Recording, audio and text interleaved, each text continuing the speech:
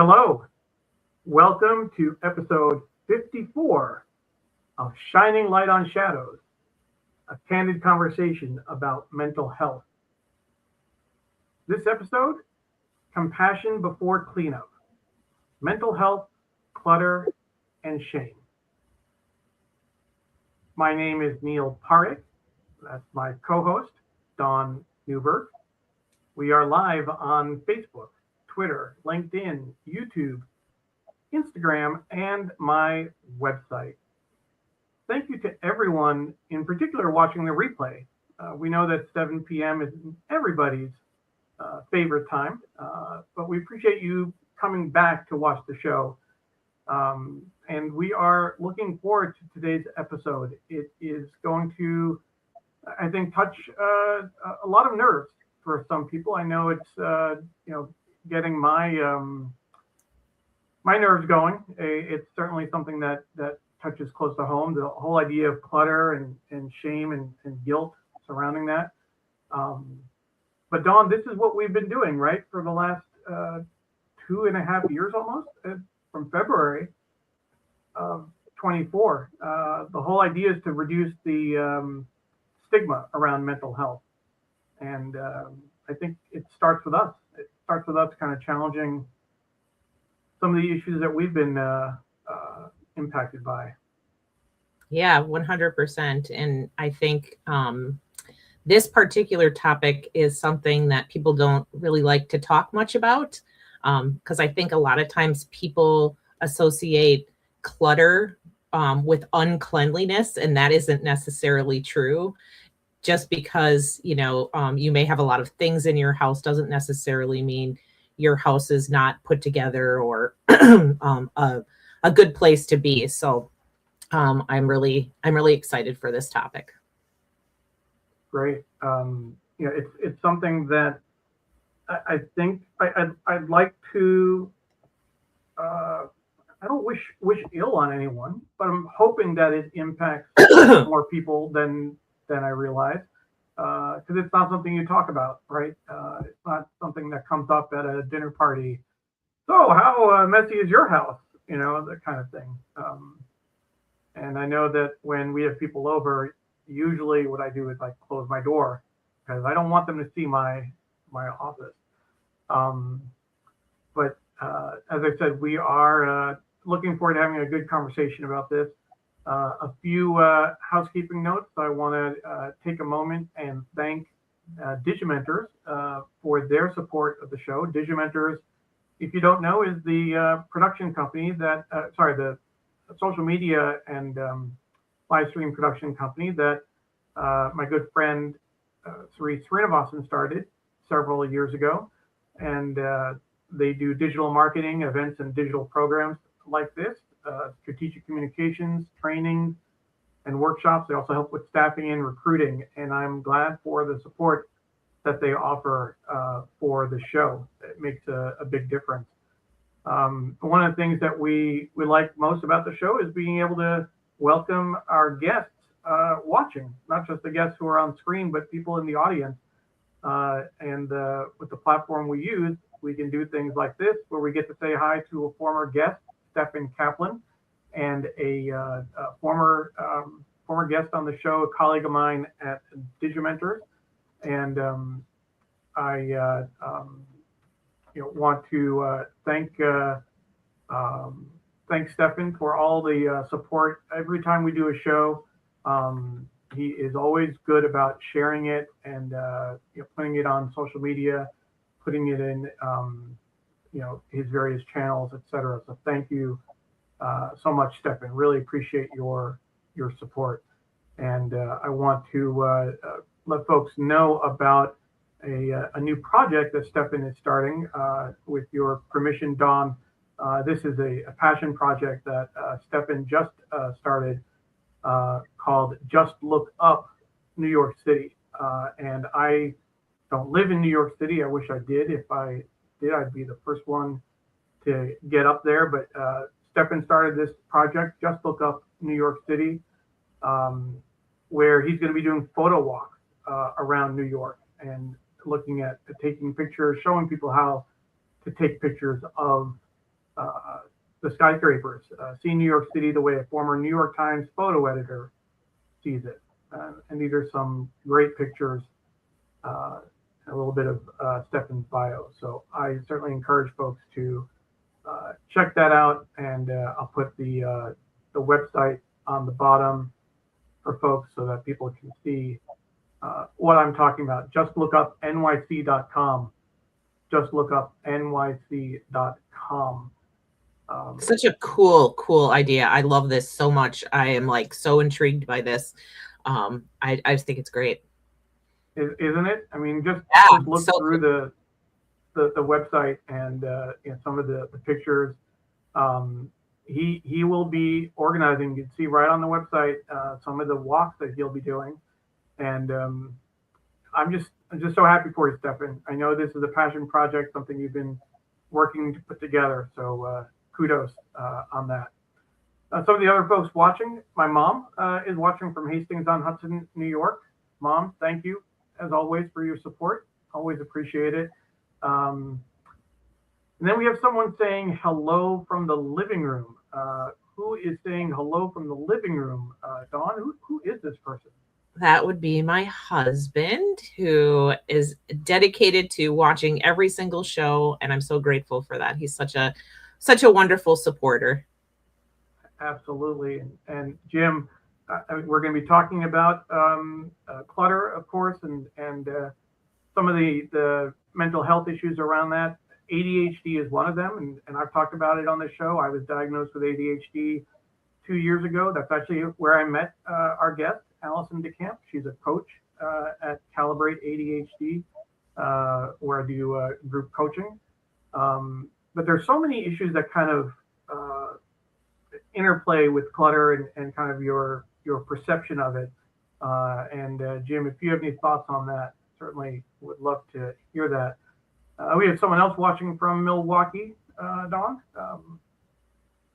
Yes, that would be my friend Kate, who is also my landlord. So she lives downstairs and we live upstairs. And she is also a very faithful watcher of the show. I'd like to call her a friend as well, having visited Milwaukee. I'm this close to getting my honorary Milwaukee residency card. You are. After having come out several times. Chitachi Egwu is watching early. Chitachi, thank you so much for joining us. Really appreciate it. Appreciate all the support you've given to the show. We also have another former guest, Tiffany Westerfield, watching from, am I going to say it right? Wauwatosa? You got it. You got it. Where Dawn went to high school, right? Where you grew up? No, I didn't. I didn't go to Tosa High School, but I did go to high school with Tiffany. So you went to high school with Tiffany. But Tiffany is watching. Tiffany, thank you so much.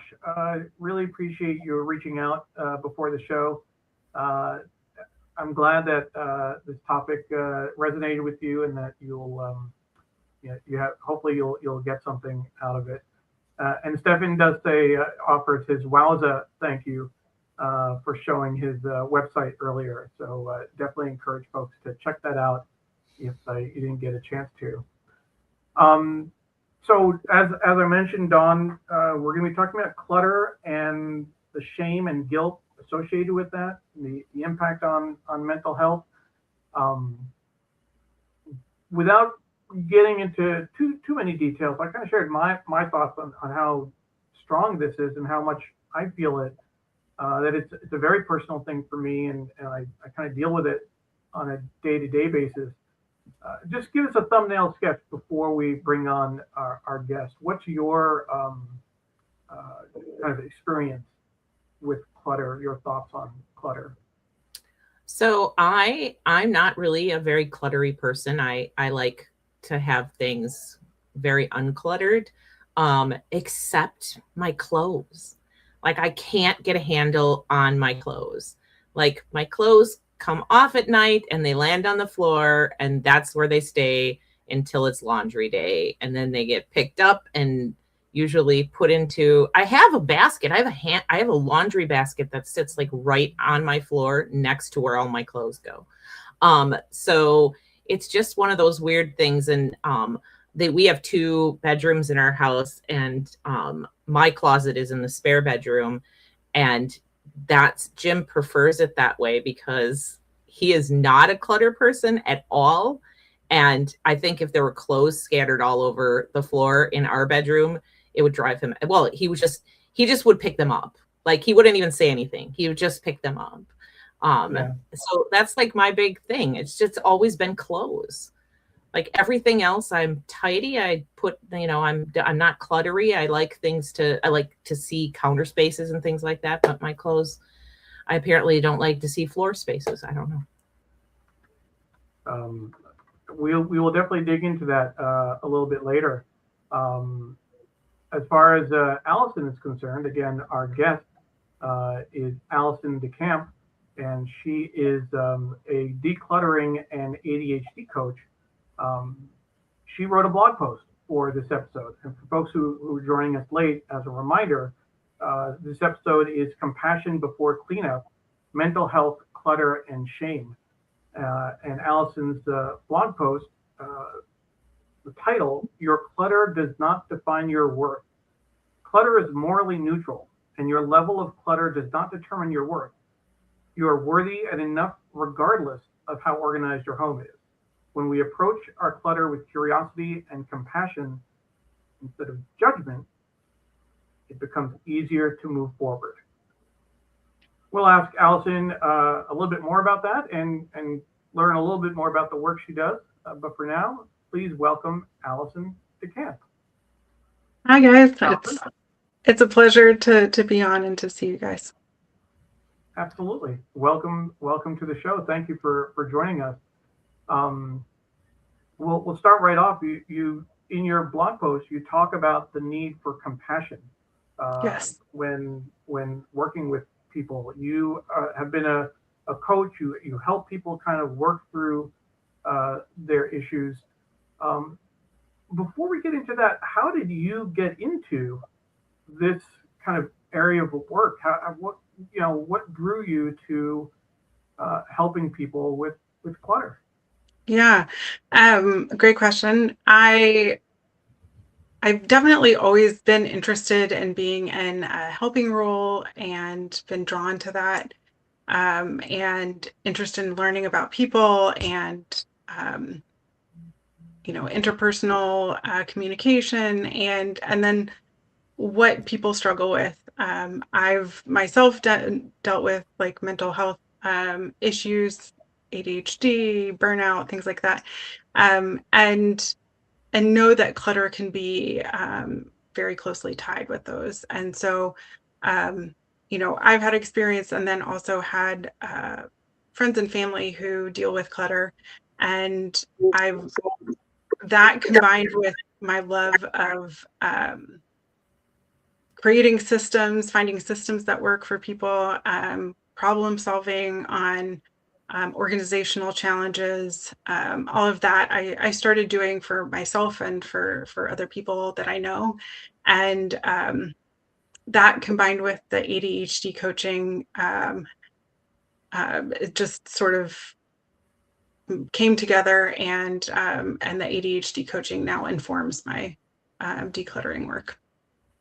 And as I mentioned in the opening, that's how we met through the Calibrate ADHD coaching group, where Alison is a coach, and I've been attending sessions for the last 2 years.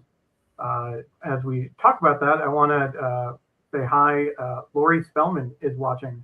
Hi, Lori. One of the members of our group. Lori, so glad that you were able to join us this evening. Thank you very much. It's always great when you have people who are friends and who've kind of supported you along the way step up. So let's get back to this issue in terms of clutter and dealing with it.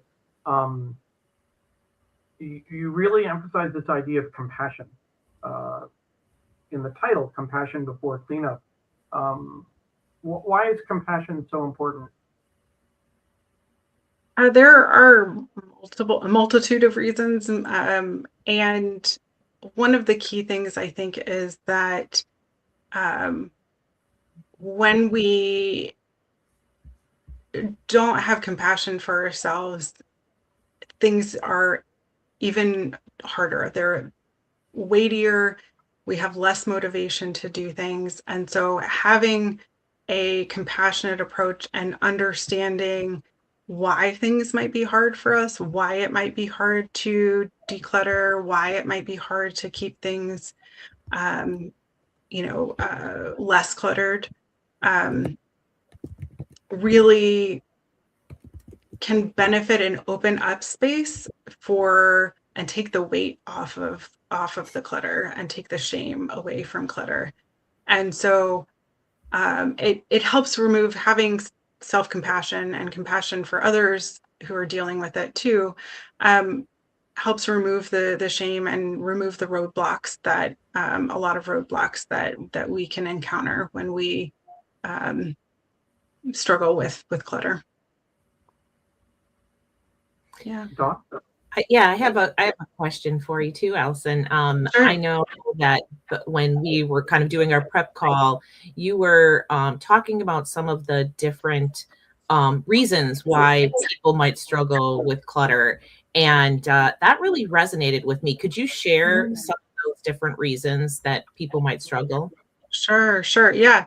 So there are a lot of reasons why people might struggle with clutter, and some of them are interrelated, some of them overlap. But it can be anything from depression, anxiety, ADHD, fatigue, chronic illness, can be trauma, can be impact clutter and cause struggles with clutter.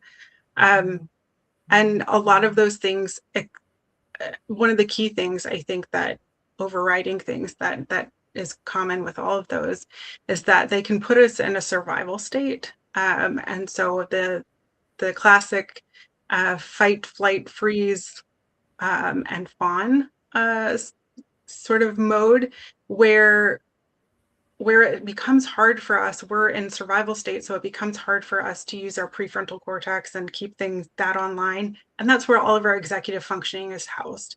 And for decluttering and managing clutter, we need various executive functions. And so all of those things that I mentioned, impact executive functioning. And so I think it's really, again, the self-compassion comes in, because understanding what we're dealing with and why we're struggling with decluttering or struggling with clutter comes from understanding other things that we're struggling with and how it might be impacting, how our brain functions, and I guess basic terms. Yeah, I have family members and friends who struggle with this, and a lot of times I've heard them say how incredibly overwhelming it is. Like Yes. it's like, well, I'm going to clean this up tomorrow. And then I think you said something before the show about there's also living, right? We do living, right? Yeah. The way people see our houses when they come to visit is because we have cleaned them up before they come, right? So there's a lot of living that happens. And I've had friends tell me that it just gets overwhelming. This pile starts and then a new pile comes up, and then they don't know where to kind of start and begin to declutter. Is that pretty common? Yeah, it is very common. The overwhelm connected to clutter, to managing clutter, living in clutter is very real and very common. And I think that's one of the things that I find, clients and people I know often struggle with the most is knowing where to start, because they become so overwhelmed with the clutter that's around them. And having a cluttered environment only or often makes the overwhelm even heavier and even more so.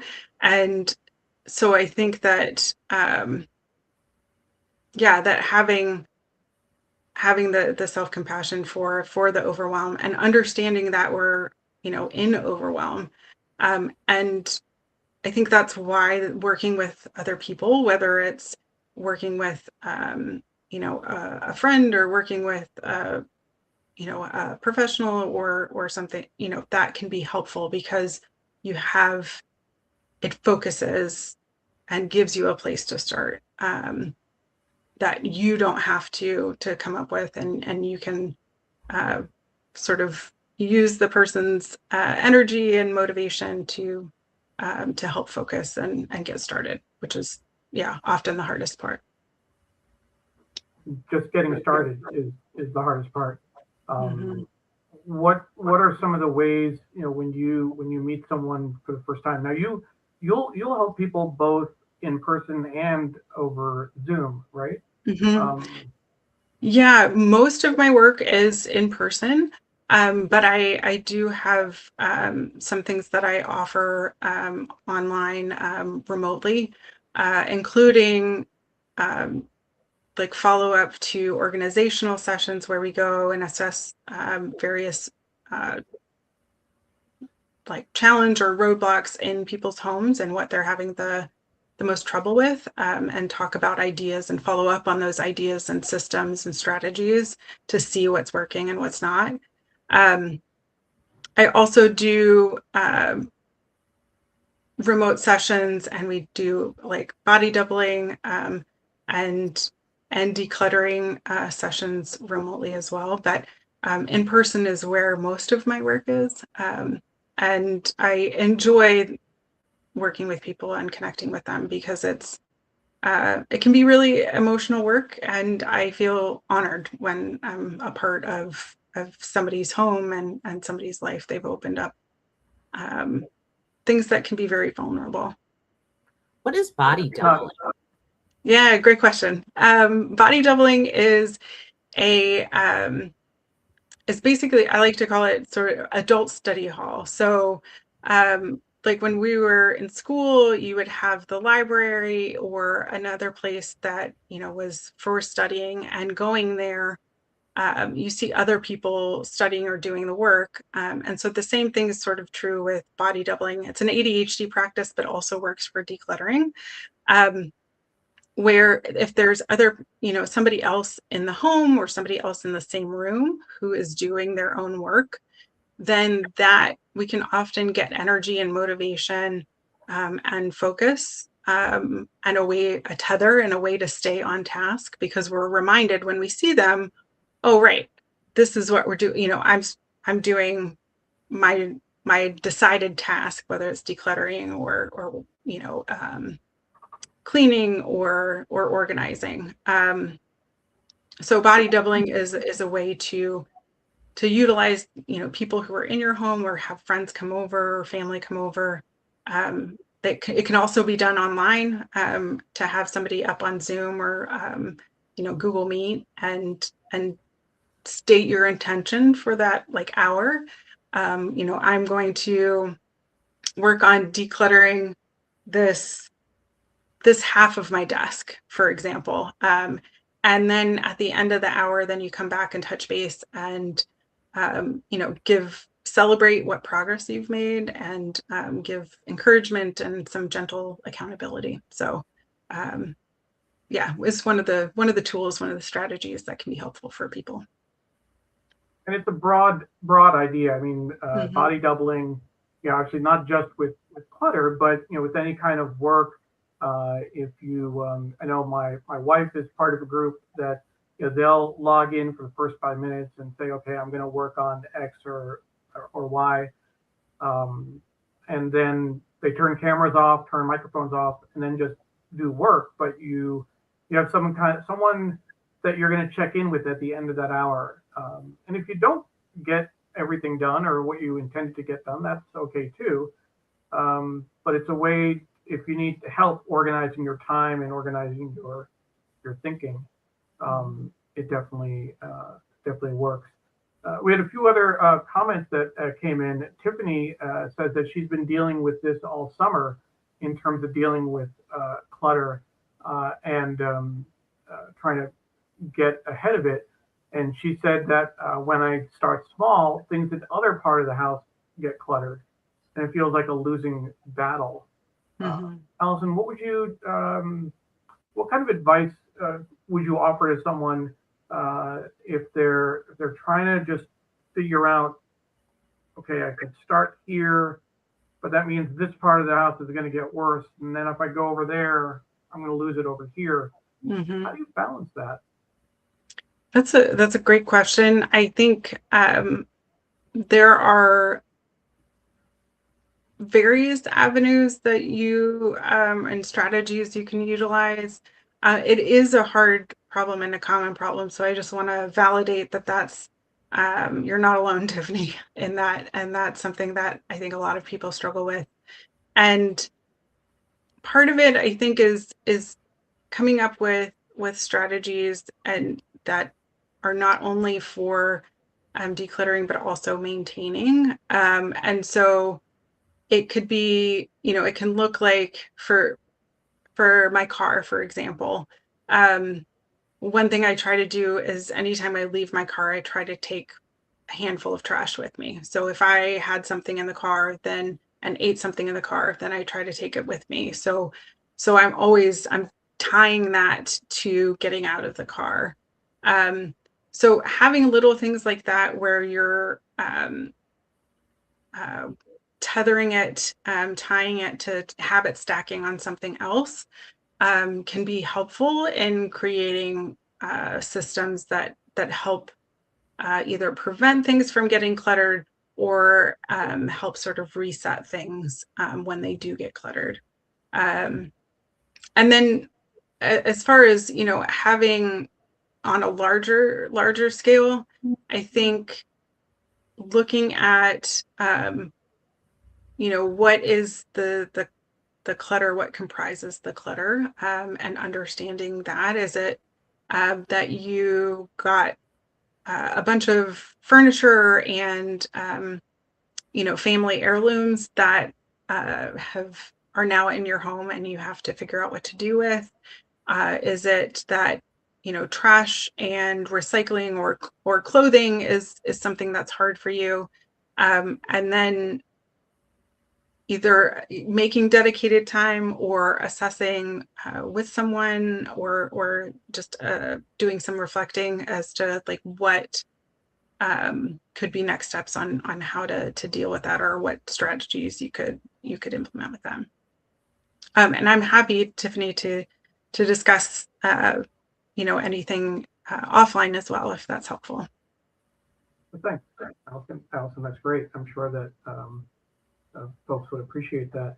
Lori asked a question, and we talked about this earlier in terms of the challenge when you have to work through clutter, but you have ADHD, and Lori, I don't want to share other people's diagnoses, but that's how we've met. That's how we've all gotten together in terms of the ADHD group. Mm-hmm. But Lori asks, where do I start if I struggle with executive function?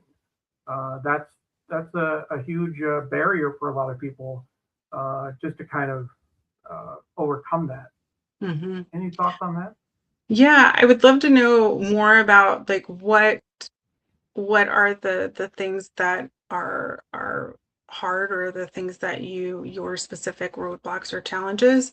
But generally speaking, like I said earlier, sometimes starting is the hardest part. And so sometimes just picking a place to start. And that can be by, picking a 1 by 1 square foot area that you just declutter that area, or you set a timer for whatever time feels the most doable or accessible to you. So for some people that could be 15 minutes. Some people that sounds like a lot and a really long time. So then, start with 5 minutes. And if that seems like a long time, start with a minute. You doing something for even 60 seconds can make a difference. The other thing, there are other ideas like starting with taking a picture and than circling one spot in the picture to start with. Or I've had people know of people who've started where they got a hula hoop, and this is, of course, if something is more densely cluttered, but we put it the hula hoop and you declutter within that space. So it's starting small. It's starting where it feels accessible for you, and that for all of us are how our brains work and how our lives are set up can be different, and can work differently.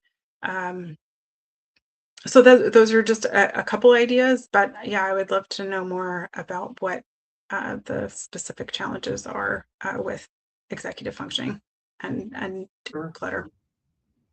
Before I go to Dawn, I just want to say a quick hello to Paula Kiger, watching from Tallahassee, Florida. Paula is a long-time friend of mine and a colleague at Digimentors. Paula, always appreciate you stopping by to say hello. We're talking about clutter and mental health, but whenever I see that she's watching, I always have to give her, a lot of kudos, a lot of appreciation. Producing a show on Sunday mornings, I used to call her with all my kind of angst and neuroses, both prepping for the show and then after a show. Paula, you listened a lot and listened well, so thank you for that, which I think is one of the keys to helping people with whatever they're being challenged with. Lori does say she'll reach out, Alison, which is Fabulous. great. I look forward to it, Lori. Dawn, we talked a little bit about kind of your thoughts on clutter earlier. Can you share a little bit more in terms of your kind of experience with it? And you're muted if here we go. Yeah, so I have some family members who have a lot of clutter in their houses. And I think one thing that I shared that I think is really important is it's around that compassion piece that we were talking about. And I shared with you guys that I do Denim Day, and one of the things that I did was collect jeans that survivors had written on and decorated, and I would use them throughout April, which is Sexual Assault Awareness Month, to educate people and bring awareness. And my ex-husband, at one point, about a year before we separated, decided that I had not used them in the past year, and he was just going to get rid of them. And he didn't just put them in the garbage to where I could get them back. He actually took them to the dump. And so I want to just say that I don't think that it's fair for people to kind of make judgments about other people's things, right? I think that you don't really know whose things or what things are important to people, and to make a decision or a judgment based off of that, and to say, I'm going to take somebody's stuff and I'm going to get rid of it because it doesn't seem important to them, is not the way to handle excess things inside a house. At least not for me, it wasn't.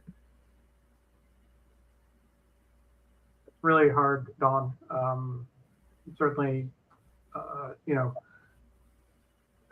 it definitely gives you pause when you hear someone kind of losing stuff like that, especially when it's so important to you. One of the things that I've been talking about and noticing Dawn taking a sip. Water break, everyone. So I'll drink a little bit. The idea of this show, the focus on clutter, talking about shame and guilt, is really strong for me because it's about how we present ourselves to the world. And for the last 5 years, most of my life has been online. And as people know, for the last 4 years, you've been seeing these pictures of Maui on the wall behind me.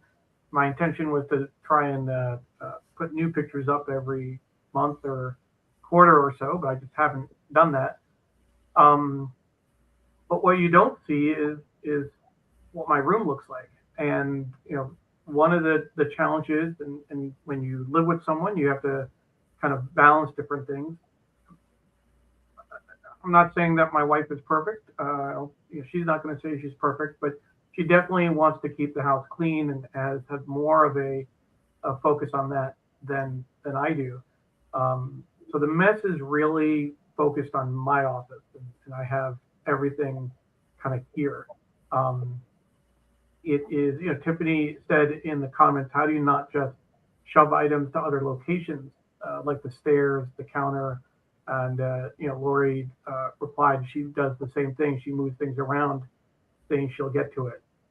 I don't do that, and I wasn't quite ready to share this on social media earlier. I did share it with my colleagues and Digimentors, but there are a couple of pictures I wanted to put out there. The first was taken in April of this year. It was a Monday, and I know we had a ADHD group that evening. And this is what my office looked like at the time. And, this is, if you can picture it, like you're looking at it, you're looking at the back wall, you're looking out of seeing the video camera, the webcam. You don't see what's in front of me. You don't see what's on the ground. You don't see what's blocked by my body. But I see that every day, and I walk around things. And it is possible to work through it. So in one of our sessions, I actually did what we talked about, body doubling, turned the camera off, turned the microphone off, and just went after my room. And I was able to turn it into this that evening. I was able to vacuum my carpet for the first time in I don't know how long. I put things in boxes on the side to kind of get to them later. Allison, I haven't touched those boxes since April, but they're there. So this got me some progress, and I was able to move forward. But I shared a picture from this morning. This is what my room looks like again, and I can't tell you how much shame this brings up, how embarrassing it is. When people come over, I close the door, right? They don't come into my office. They don't see, closest friends, maybe the door will be open, but, and there are things that are on my desk in front of me under my monitor that I haven't touched. A big thing around that is for people with ADHD, I think, is if I were to go through all of the clutter, go through boxes. I have boxes of things, like a box from when I left United Way 6 years ago that I haven't gone through yet. I know that I'm going to look at every item, and it's going to be hard to not think through all of the memories that those items bring up.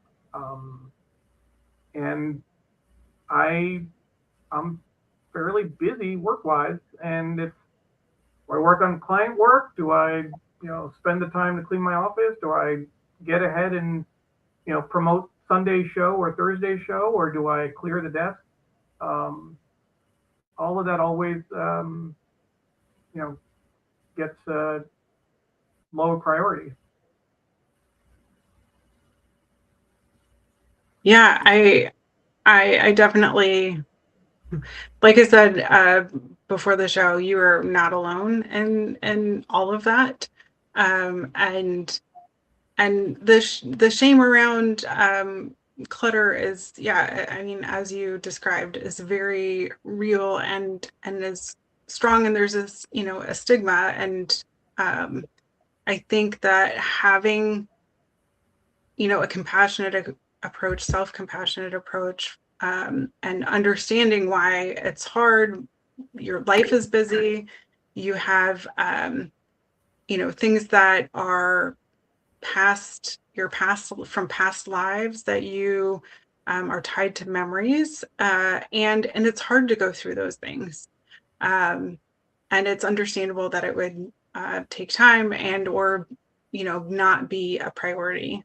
I do want to say I put this in my blog post, but I also wanted to raise it for people who are struggling with clutter, whether it's in your office or somewhere else.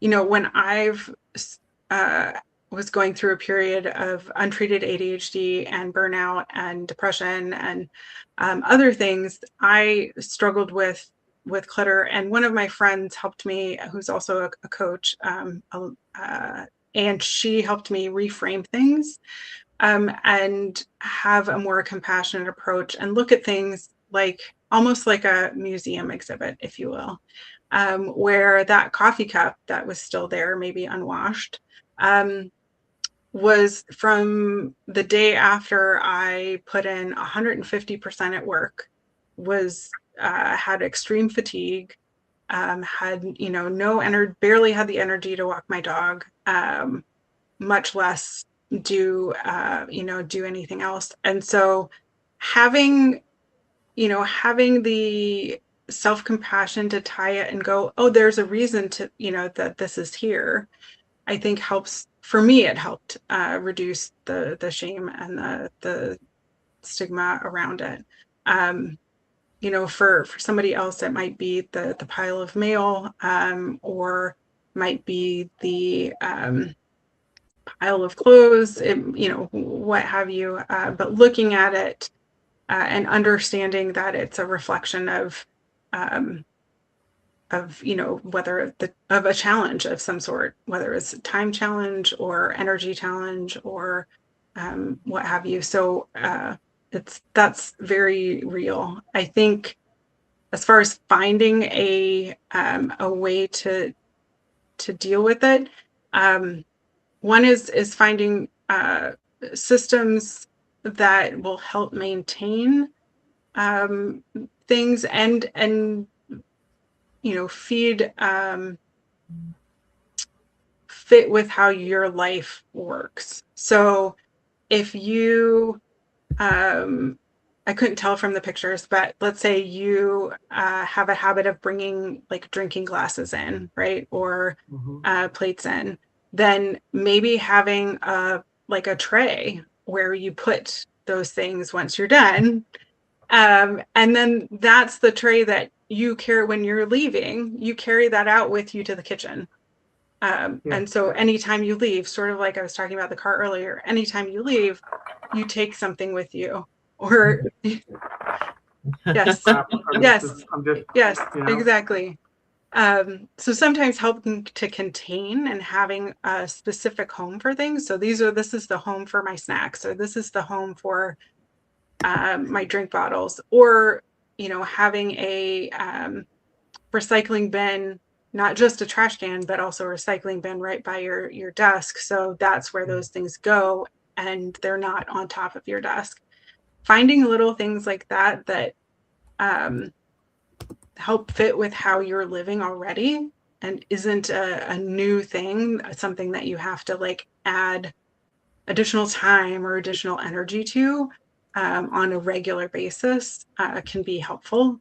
And then the other thing I was going to say is having, as far as the emotional weight of going through boxes of memories and things like that could be,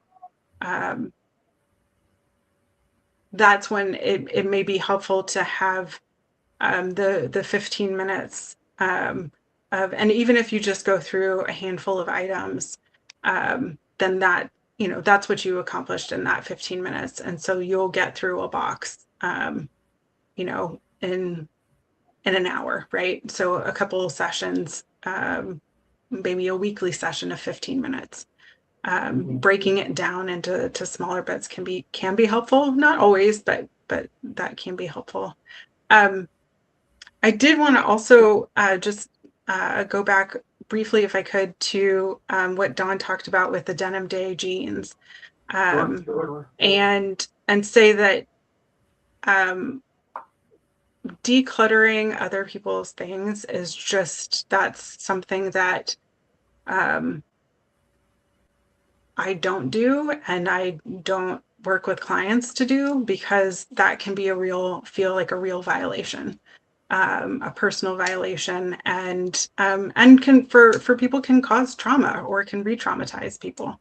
And that can only, if somebody's already struggling with clutter, that can make it even harder for them to work through either decluttering or maintaining their space.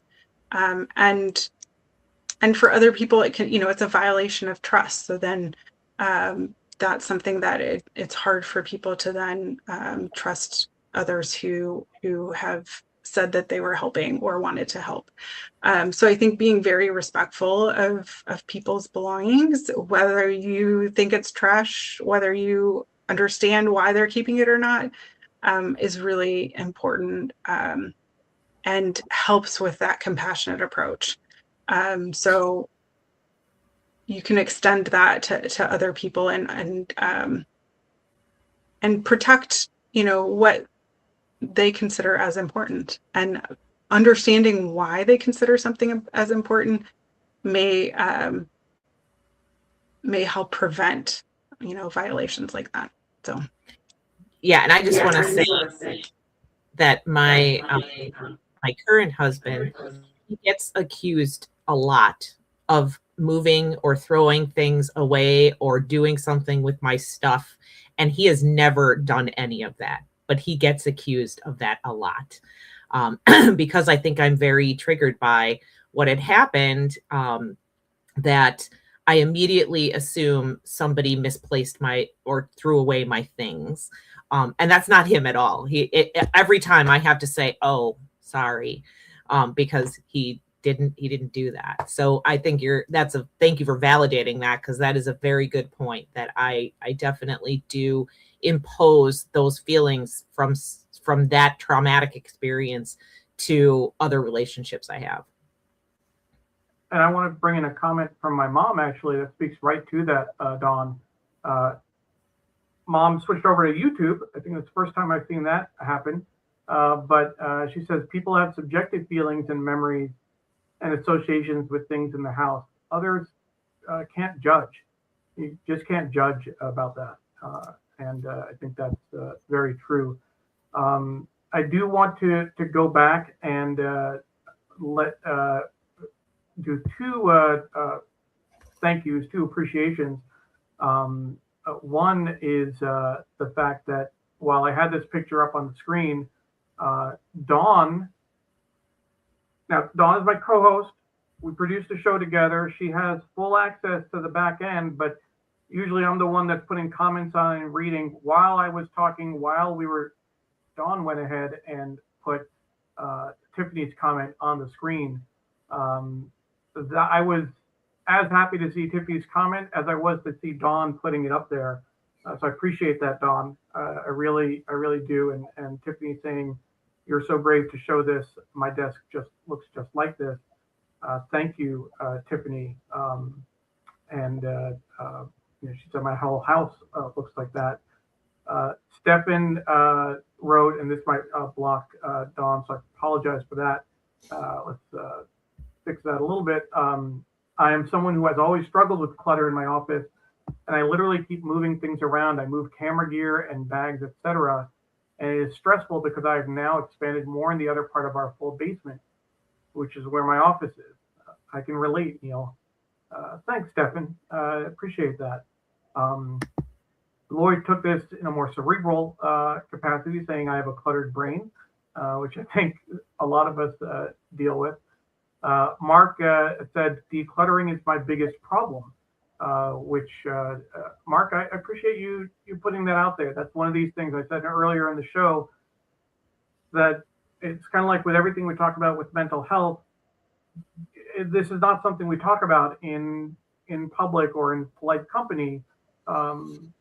So to hear other people sharing their own challenges with clutter is extremely validating and affirming, and I so appreciate that.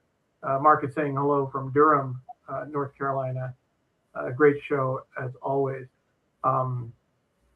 Tiffany says it's really hard to clean after working an 8 or more hour day. I work 60-hour weeks sometimes, and I just don't have the energy to clean. I could work less, but there's shame in that too. I feel like I'm supposed to keep my home perfectly, like Betty White. There's a lot of pressure. There's a lot of kind of societal pressure around that. So I certainly understand. Mark says, plus it's easy to collect thousands of business cards, and that can add to the clutter. Mark, if I looked around, I'd be counting business cards till the cows come home.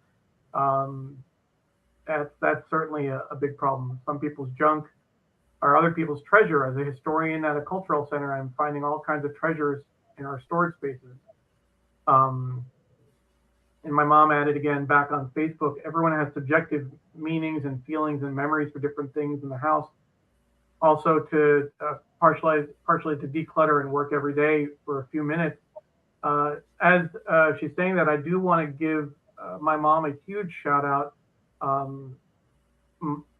She recently put the house that I grew up in, that she's been living in for the last 46 years, 17 of which without my father, who passed away. She just put it on the market to sell. And if you don't mind my saying, Mom, I wasn't sure if you'd be able to get there. And the amount of cleaning, the amount of work you did on the house, I'm still in awe of. And I can't believe the difference that you made. You know, it's something that I'm very proud of the work that you did. I really am. And I know I don't say that often enough, but it really is a tremendous difference. And kudos for that. In terms of the different mental health issues that come at play here, Jim shared that his OCD, Jim is Dawn's husband, will not let his ADHD stand the clutter. So there's some kind of a fight going on within Jim. It's not quite angel and devil on shoulders, but I guess the OCD is winning out and keeping the ADHD at bay. Lori says, the comments are just coming in now, Alison. My office could be twins to your office, Neil. Thank you for being open and trusting. Thank you, Lori. That's, again, we do these calls on a regular basis and we see what we let people see. And we'd never know otherwise, right? I just want to validate, I am in awe of how vulnerable people are being. And I think that's really powerful to be able to see that others struggle with the things that we do. And it, I think, helps connect us with, which reduces shame and then also helps motivate and give us energy to do that, and hope that things can be different. So I'm celebrating everybody sharing. Absolutely. It's the whole idea of the show is to reduce the stigma around mental health, to talk about it more. You know, before we started the show, I had never talked about what I thought was anxiety and occasional depression. I'd never told anyone that I saw a therapist before. And that was, to me, a breakthrough. And now I'm talking about it. It's coming up in meetings before, you know, especially one-on-one meetings, before we start talking about a topic. More and more people are kind of relating and sharing their own story. And I thought of this as a similar kind of issue, kind of talking about clutter in the hopes that other people might share as well. And it's certainly turning out that way. Mark says, we recently bought 2 storage units to store some of the clutter until we figured out what to do as far as displays. We have old pews that from an old pipe organ parts and old lighting and documents. Tiffany says, I put my stage passes in a binder. I have a binder for business cards too. I never look at the business cards. Dawn, Kate weighed in as well. Do you want to share what Kate said? Yeah, she says the amount of time I spend looking for everyday things creates so much anxiety that it's almost paralyzing at times. Yeah, that's whether you're looking for something, in your room, whether it's paper or clothes, or on your computer files, and you're like, I know I have this somewhere, and you start looking in different folders. It can definitely be very frustrating, and it's hard to work through. We're coming to toward the end of the show. I do want to make sure that folks know about our next episode. I'm very excited that Sri Srinivasan will be joining us. Sri, as some of you might know, is the CEO and co-founder of Digimentors, and he is going to be talking about the mental health impacts of social media on teens and adults. That's going to be on August 27th, 2 weeks from now, Thursday, August 27th at 7 p.m. Eastern Time. We do the show the second and fourth Thursdays of the month. And I'm so grateful for the support that Sri and the rest of my colleagues at Digimentors have given for this show. So I'm hoping that you'll join. Sri was a professor at Columbia University for many years, when they used to call it new media. He was at the journalism school, and then he went to work at the Metropolitan Museum of Art, and to run their digital program. And he's been talking about the mental health impact for years. So I'm really looking forward to hearing what he has to say. For folks who may have joined us late, as soon as we finish, we will you'll be able to see the full show from the beginning on Facebook, on Twitter, on LinkedIn, on YouTube, and my website. Just a few minutes after we were off the air. There are a couple of comments that came in on Twitter that I hadn't seen earlier. One person said decluttering is not just about space. Sometimes it helps create mental breathing room. I think that's really well said. Thank you for that. And we had several folks watching on Instagram. I'm looking off camera, which I hate to do, but my good friend Walter Grayson was watching. Diana was watching as well. So thank you for that. And we still have comments.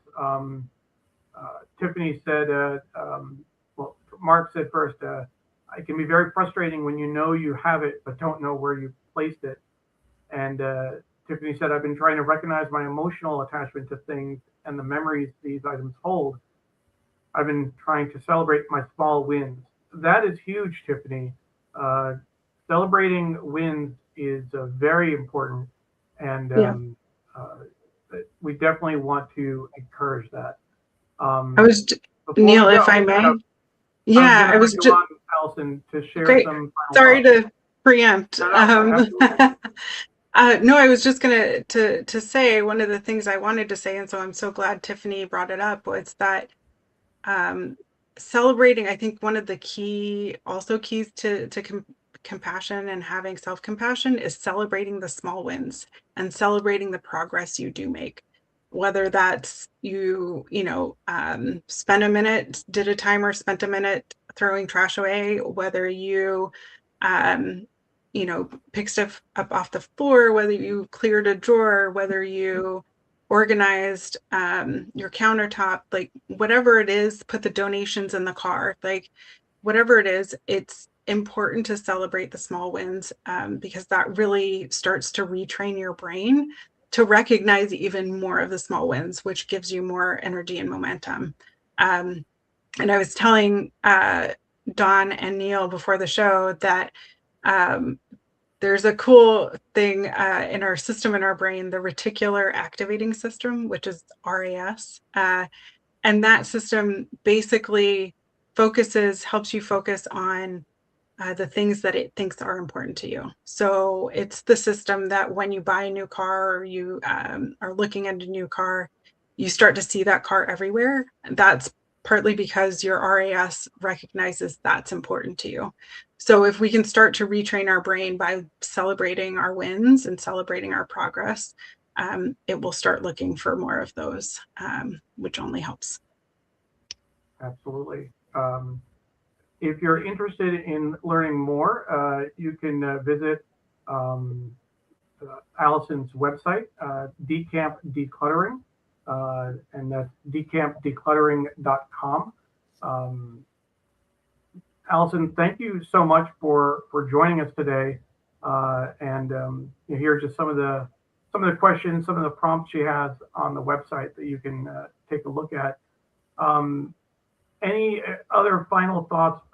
You talked about the idea of celebrating wins based on Tiffany's comment, but I want to give you the chance, just as a final thought, what would you leave our audience with in terms of this whole nexus of clutter and mental health, shame, guilt? If there's one thing you want people to remember, what would it be? I think it's a combination of progress over perfection and celebrating those wins, and having self-kindness and understanding why things are hard when they're hard, and giving yourself that space to step back and then take a look at what might be helpful in moving forward, or where might be helpful to start. So yeah, having the self-compassion really creates space for strategies, systems, getting resources and help that you need. So I would leave that with everybody, and just say too, please feel free to reach out. I'm happy to have conversations with anybody, or bounce ideas off, discuss the roadblocks that people specifically are dealing with. So please feel free to reach out if you feel comfortable. Thank you, Alison.